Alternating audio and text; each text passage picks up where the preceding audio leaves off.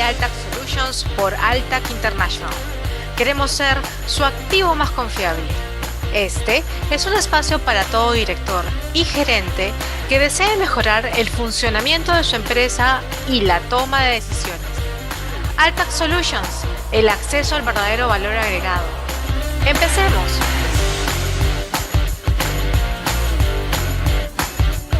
Porque todo lo observamos, queremos comentarte en este episodio sobre los impuestos sucesorios y cómo tratarlos desde una perspectiva legal. Nos acompañan Esteban Bueno de Altac Ecuador, Sara González y Javier Ruiz de Altac El Salvador y Gianfranco Frazetta de Altac Venezuela, quien también nos hará una breve descripción de este tema sobre Venezuela y Estados Unidos. Bienvenidos todos, comencemos. Adelante, Esteban. Hola Brenda, muchas gracias. Bueno, creo que este es un tema indispensable a tratar.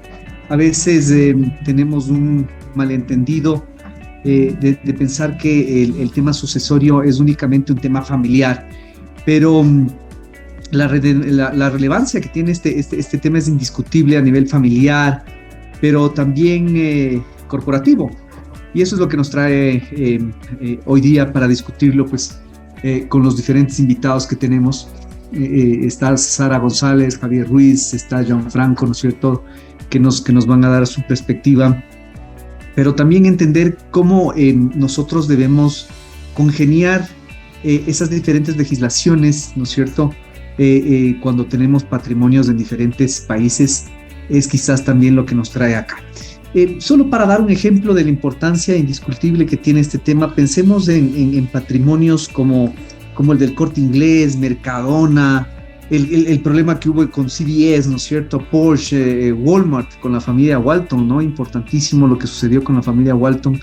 El tema de Gucci, ¿no? Esas fortunas impresionantes que han tenido esos problemas familiares y corporativos, ¿no es cierto?, por no saber pues trabajar adecuadamente y oportunamente sus patrimonios. Y tomar en cuenta también eso, ¿no? Que como Altac, pues nosotros brindamos también esa posibilidad de no solamente congeniar las diferentes legislaciones sucesorias, sino también de estructurar de forma previa esa necesidad de una sucesión controlada de acciones de patrimonio dentro de las sociedades.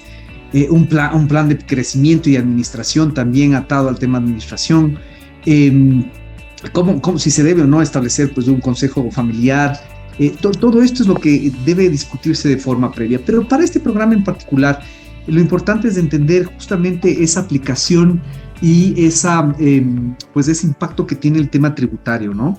Y eso es indispensable. En el Ecuador, pues la experiencia que hemos mantenido ha sido reformulada el año pasado y pues ahora se ha eliminado los impuestos para los hijos, ¿no? Para el primer grado de consanguinidad. Y esto es interesante porque permite pues generar ciertas estructuras con estos beneficios acá en el Ecuador.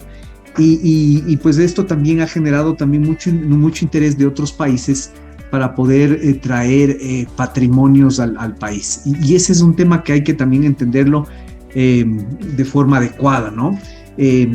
Como Altac, ¿no es cierto?, a nivel global nosotros podemos generar estas estructuras que permitan un beneficio que sea pues internacional. ¿Qué más les puedo contar un poco en este sentido? Es el régimen acá en el Ecuador no es complejo, permite pues una simplificación de cierto tipo de estructuras. Aquí el impuesto a la herencia se paga a partir de los $72,750, ¿no es cierto?, en adelante, y la tarifa más alta pues es del 35% y la más baja del 10%. Eso les da un raigambre muy básico, una idea muy básica del sistema, que no es complejo, pero también permite observar que podrían haber unas estructuras que bien se pueden beneficiar.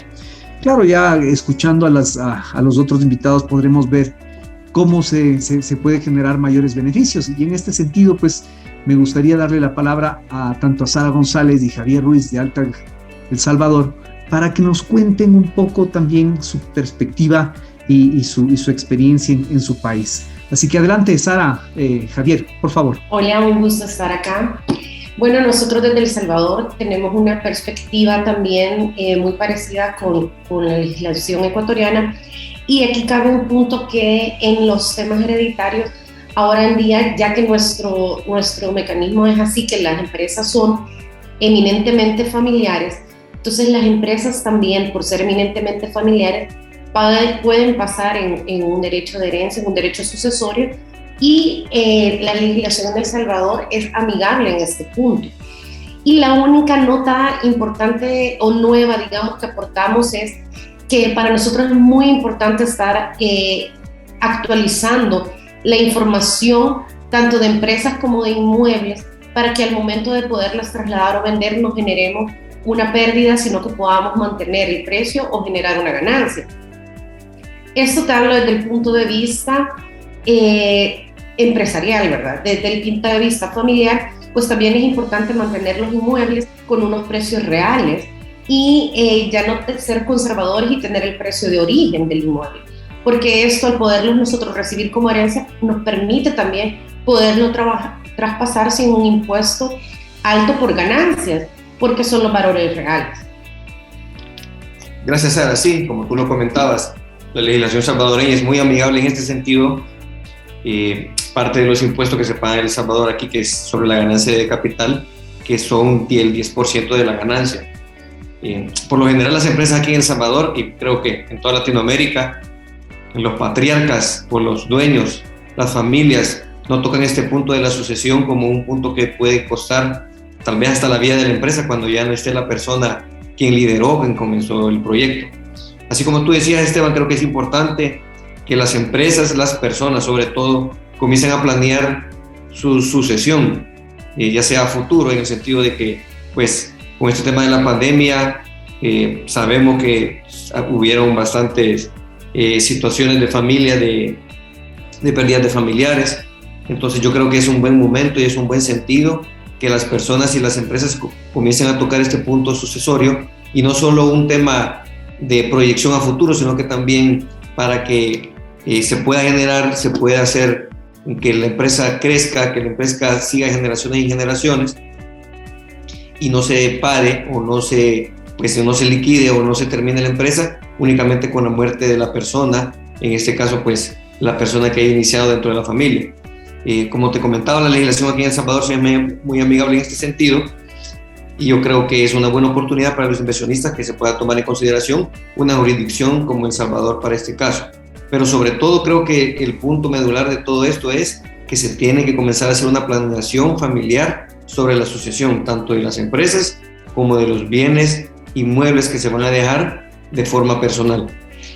Tal vez le voy a pasar la palabra a mi amigo Gianfranco Frazetta, quien entonces nos va a dar un poco más de información con respecto a cómo es el tratamiento en Venezuela y en Estados Unidos con respecto al caso sucesorio. Gracias. Gracias, Javier. Gracias, Sara, Esteban. De verdad, un tema muy, muy interesante que nos da mucho de qué hablar y que obviamente dependerá de la gran planificación o la buena planificación que puedan hacer individualmente cada quien para que esto impacte de mayor o menor medida, ¿no? En Venezuela es muy parecido a lo que he escuchado. En Venezuela el impuesto sucesorio se maneja como un impuesto progresivo, es decir que obviamente mientras el acervo hereditario sea mayor, pues el impuesto va a ser mayor, y de igual manera se mide también en función del parentesco, del grado de parentesco que exista entre la persona fallecida y los herederos finales. En función de ese orden de parentesco, siendo obviamente el primero el parentesco directo de ascendentes o descendientes y cónyuge, puede ir desde el 1% al 25% más o menos, para que se hagan una idea, dependiendo de cuánto es el monto a suceder. Luego ese monto va a ir progresivamente aumentando en función del valor y en función de quienes puedan heredar cuando pasen a ser hermanos y sobrinos por derecho de representación u otros colaterales. Pudiese llegar hasta un 55% en algunos casos. Pero eso va a depender obviamente de esa de esa diferencia de quién va a heredar. En el caso de Venezuela, a diferencia de Estados Unidos, y creo que lo mismo sucede en Ecuador y en El Salvador, digamos, el monto a heredar se va a determinar una vez que se diluya entre los distintos herederos, es decir, el porcentaje que se calcula para cada quien, los sustraendos o excepciones que pueden existir se van a calcular una vez se distribuya ese líquido hereditario entre las personas que van a heredar, siendo diferente por lo menos en Estados Unidos, en donde les podría mencionar que siendo igualmente un impuesto progresivo, aquí se calcula no en función de quien recibe la herencia, sino que el cálculo se hace en función de quien fallece. Es decir, una vez que se tiene el líquido hereditario del total, antes de que se vaya a distribuir entre las personas que pueden heredar, se hace ese cálculo. En el caso de Estados Unidos es importante hacer mención, ya que obviamente muchos inversionistas de Centro y Suramérica que nos escuchan y que están relacionados a nuestra firma, tienen inversiones dentro de los Estados Unidos. Es importante que conozcan que las personas que no son ciudadanas americanas o residentes permanentes van a pagar sucesión a partir de $60,000, mientras que los ciudadanos americanos y residentes tienen una excepción en donde solo pagan a partir de $12,060,000. Esto es una diferencia pues muy grande, y por eso es que nosotros siempre sugerimos que a través de estructuras se pueda planificar mejor la tenencia de los activos que las personas no ciudadanas o residentes puedan tener en los Estados Unidos. De esa forma, como mencionaba Esteban antes, se pueden crear estructuras internacionales, offshore, etcétera, que puedan ser las propietarias directas de estos activos dentro de los Estados Unidos si el digamos, propietario final va a ser una persona no inmigrante, no residente en los Estados Unidos. Porque la diferencia pues va a hacer que pague impuesto sucesorio a partir de $60,000 del valor de cualquier activo.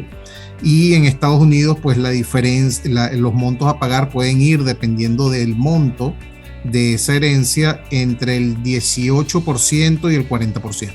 También de forma progresiva a medida que aumente el valor del activo, de los activos que conforman esta herencia, aumentará este porcentaje. Entonces esa es la gran diferencia. Dicho eso, pues en conclusión, en base a lo mencionado antes por Sara, Javier y Esteban, pues es importante recalcar definitivamente que la planificación que se pueda hacer sobre este tema es vital. La diferencia que puede haber en el impacto fiscal entre un grupo familiar que no tome las previsiones necesarias y aquella que sí la hace es significativa, y por ende es muy importante que se cuente con una planificación al respecto. En base a eso, bueno, les recordamos que somos una red internacional de firmas, Altag International, y que estamos a su disposición. Gracias, Brenda. Muchas gracias a Esteban Bueno de Altag Ecuador, Sara González y Javier Ruiz de Altag El Salvador y Gianfranco Francetta de Altag Venezuela por este episodio sobre los impuestos sucesorios y cómo tratarlos desde una perspectiva legal.